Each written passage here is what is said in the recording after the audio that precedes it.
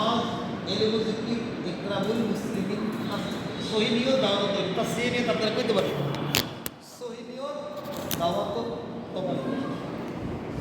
কালেমা লা ইলাহা ইল্লাল্লাহু মুহাম্মাদুর রাসূলুল্লাহ, লা ইলাহা ইল্লাল্লাহু মুহাম্মাদুর রাসূলুল্লাহ।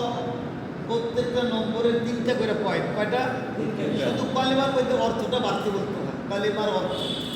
এছাড়া প্রত্যেকটা নম্বরে 3টা করে পয়েন্ট। একটা হলো লাভ, একটা হলো উদ্দেশ্য লাভ হাসিল করার তরিকা। কয়টা পয়েন্ট? উদ্দেশ্য লাভ হাসিল করার তরিকা মনে রাখবেন। উদ্দেশ্য লাভ হাসিল করার 3টে পয়েন্ট প্রত্যেকটা নম্বরে।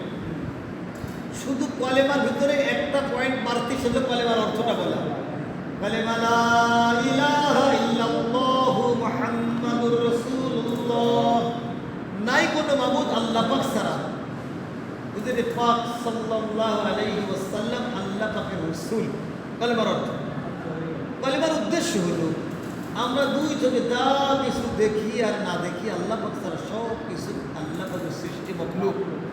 এই মখলুক কিছু করতে পারে না আল্লাহ পাক মখলুক ছাড়া, আর আল্লাহ পাক সব কিছু করতে পারে মখলুকের সাহায্য ছাড়া। আর কোনো তরিকার মধ্যে শান্তি নাই, একমাত্র হুজুরে পাক সাল্লাল্লাহু আলাইহি ওয়াসাল্লামের তরিকাই, একমাত্র হুজুরে পাক সাল্লাল্লাহু আলাইহি ওয়াসাল্লামের তরিকাই। দুই দুনিয়াতেও শান্তি, আখিরাতেও শান্তি।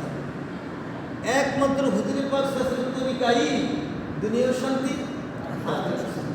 যে ব্যক্তি ইয়াকিন ও ইখলাসের সাথে, অথবা শুধু যদি বলে ইখলাসের সাথে কলেমা পড়বে, সে জান্নাতে প্রবেশ করবে। এটা কলেমা লাভের মধ্যে আসলে উদ্দেশ্য এটা, যে ব্যক্তি ইখলাসের সাথে কলেমা পড়বে সে জান্নাতে প্রবেশ করবে। আচ্ছা, আর একটা লাভ বাড়াই দিই, যে ব্যক্তি দৈনিক 100 বার এই কলেমার নিসাব আদায় করবে, আল্লাহ পাক তার চেহারাকে অথবা মুখমণ্ডল দেখে বলেন, আল্লাহ পাক তার মুখমণ্ডলকে পূর্ণিমার চন্দ্রের মতো উজ্জ্বল করে উঠাবে। এই কলেমার ইয়াকিন নিজের মধ্যে হাসিল করার জন্য এই কলেমার দাওয়াত আমি বেশি থেকে বেশি দিব। কলেমার দাওয়াত বেশি থেকে বেশি লাভটা নিয়ে অপর ভাইকে দাওয়াত দিব এবং আল্লাহ পাকের কাছে দোয়া করবে, আল্লাহ পাক যেভাবে কলেমা পড়লে আপনি রাজি এবং খুশি হয়ে যান, ওইভাবে কলেমা পড়ার তৌফিক আমাকে দেন, আর এই কলেমার ইয়াকিন আমার অন্তরের মধ্যে বসায় দেন এবং সমস্ত উম্মতি মুহাম্মাদীকে দান করেন। বাস কলেমা শেষ। নামাজের উদ্দেশ্য হুজুরে পাক সাল্লাল্লাহু আলাইহি ওয়াসাল্লাম যেভাবে নামাজ পড়ছেন এবং সাহাবাদেরকে শিক্ষা দিচ্ছেন, মেহনত করিয়ে ওইভাবে নামাজ পড়ার যোগ্যতা নিজের মধ্যে অর্জন করা। যে ব্যক্তি গুরুত্ব সময় মতো 5 ওয়াক্ত নামাজ আদায় করবে, আল্লাহ পাক নিজ জিম্মাদারিতে তাকে জান্নাতে পৌঁছাই দেবে। নিজ জিম্মাদারিতে ফরজ নামাজগুলি আমি জামাতের সাথে প্রথম তাকবীরের সাথে আদায় করব, সুন্নত ওয়াজিব ঠিক মতো আদায় করবো, নফল নামাজ বেশি বেশি করে পড়বো।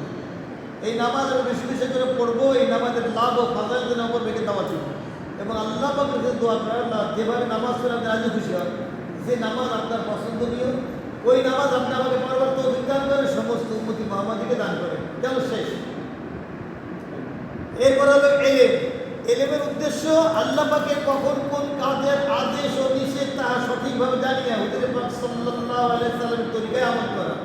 যে ব্যক্তি তিনি এলেম শিক্ষা করার উদ্দেশ্যে যত রাস্তা অবলম্বন করে, আল্লাহ তার জান্নাতের রাস্তাকে সহজ করে দেন। এলেম শিখতে যে যদি মারা যান, আল্লাহ পাক তাকে শহীদের দরজা দান করে। এলেম আমরা 4 ভাবে শিখবো: ফাজালে এলেম তাইমের হালকায়, মাসালে এলেম উলামায়ে ও হাক্কানির দিকে, আর সিফাতি এলেম মুত্তাকা তরবিয়তের এলেম হায়াতুস সাহাবা নাকি? হ্যাঁ, আচ্ছা, এই এলেম আমি যদি বেশি বেশি করে শিখবো, এই এলেমের লাভ ও ফাজাইল যে আমার কাছে দাওয়াত দেবো, আল্লাহ পাক দোয়া করবো, আল্লাহ পাক যেভাবে এলেম শিখলে আমি রাজি খুশি হন, ওই এলেম আপনি আমার শিখবার তো ওই এলেম আপনি আমাকে দান করেন যে এলেমের মধ্যে আপনার সন্তুষ্টি আছে এবং এলেম যদি আমাকে আমল করবার তৌফিক দান করে, সমস্ত উম্মতি মুহাম্মাদীকে দান করে। কথা ক্লিয়ার, শেষ। জিকির সর্বপ্রথম আল্লাহ পাক ধ্যান অন্তরে পয়দা করা, এটা জিকিরের উদ্দেশ্য। লাভ হলো জিকির করতে করতে যে জিহ্বাকে তরুণতা রাখবে, কিয়ামতের দিন হাসতে হাসতে জান্নাতে প্রবেশ করবে। জিকির আমরা সাধারণত 4 ভাবে করবো: দৈনিক কোরআনে পাকের তেলাওয়াত, সকাল বিকাল 3 তাসবিহ, কোনো পীরের অধিপতা গেলে আদায় করবো, আর যদি কোনো আর মসনুন দোয়া প্রত্যেকটা জায়গায় জায়গায় আদায় করবো। মসনুন দোয়া, মাসনুন দোয়া প্রত্যেকটা জায়গায় জায়গায় আদায় করবো।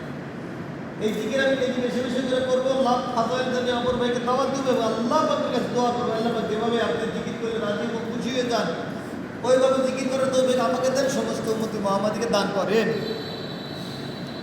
জিকিরের পরে হলো ইকরামুল মুসলিমিন, মুসলমান ভাইয়ের কিম্মত জানিয়ে কদর করা, হার মাখলুকের প্রতি ইহসান করা। মুসলমান ভাইয়ের কিম্মত জানিয়ে কদর করা আর হার মাখলুকের প্রতি ইহসান করা। হাল জাযাউল ইহসান ইল্লাল ইহসান, কোরআনের মধ্যে আল্লাহ তাআলা বলছেন হাল জাযাউল ইহসান ইল্লাল ইহসান। তুমি যদি জমিবাসীর পর ইহসান করো, আমি আল্লাহ আসমানওয়ালা তোমার পর ইহসান করবো। হাল জাযাউল ইহসান ইল্লাল ইহসান, প্রত্যেক ইহসানের বদলা ইহসান দেওয়া হয়। হার মাখলুকের উপর ইহসান করা। কোনো ব্যক্তি যদি কোনো মুসলমান ভাইয়ের উপকার করার জন্য রওনা হয়, 10 বছর মসজিদে ইত্তেকাফ করার নাকি আল্লাহ পাকের আমলনামায় দিয়ে দেন। একদিনের ইত্তেকাফে দোজখের আগুন 3 খন্দক দূরে সরে যাবে। এক এক খন্দকের গুরুত্ব আসমান থেকে জমি। এই জন্য 3 প্রকারের ইকরাম যার মধ্যে দেয়, সে নবীর উম্মত, ছোটকে ছোট করা, বড়কে মান্য করা, আলেমকে তাজিম করা। এই ইকরাম আমি বেশি বেশি করে করবো। ইকরামের লাভ ফাজাইল জন্য আমার ভাইকে দাওয়াত দেবো, আল্লাহ পাক কাছে দোয়া করবো, আল্লাহ আপনি আমার আখলাককে সুন্দর করে দেন, আমার মধ্যে ইকরামের সিফত দান করুন, আমার আখলাককে সুন্দর করে দেন, আমার জবানকে মিঠা করে দেন, আমার দিলকে নরম করে দেন, আমার দিলকে নরম করে দেন। এরপরে হলো সহিনিয়ত, যত নেক আমল করবো একমাত্র আল্লাহ পাকের সন্তুষ্টি করার জন্য, মানুষের জন্য কোনো কিছু করবো না। মানুষের জন্য যদি কেউ কিছু করে নেক আমল করে সে মুশরিক হয়ে যায়। কি হয়? মুশরিক হয়ে যায়। এই জন্য মানুষকে দেখানোর জন্য কোনো আমল করা যাবে না। এই জন্য কোনো নেক আমল করার আগে নিয়তকে যাচাই করতে হবে 3 বার, আগে মাঝে শেষে আল্লাহর জন্য আছে কিনা। যদি না হয় নিয়তের মধ্যে পরিবর্তন হয়, সঙ্গে সঙ্গে ইস্তেগফার করতে হবে। ঠিক আছে, নতুন করে আবার বিসমিল্লাহির রহমানির রহিম নিয়ত শুরু করতে হবে। এই নিয়ত সহিয়ত বেশি বেশি করে করবো। অপর ভাইয়ের জন্য দোয়া করবো, আল্লাহ যেভাবে নিয়ত করে রাজি এবং খুশি হয়ে যান, আপনি আমাকে ওইভাবে সহিয়ত করার তৌফিক দেন, সমস্ত উম্মতি মুহাম্মাদের দান করেন। এরপর তাবলীগ, আল্লাহর দেওয়া জান মাল সময় নিয়ে আল্লাহর রাস্তায় বাইরে হয়ে জান মাল সময়ের সঠিক ব্যবহার শিক্ষা করা। জান মাল সময়ের সঠিক ব্যবহার শিক্ষা করা। আল্লাহ পাকের রাস্তায় বাইরে যদি কোনো ব্যক্তি 1 টাকা নিজের প্রয়োজনে খরচ করে 7 লাখ টাকা সদকা করার নীতি একটা আমল করে, তো আল্লাহ পাক আমাদের বদলে 49 কোটি গুণ বাড়াই দেন।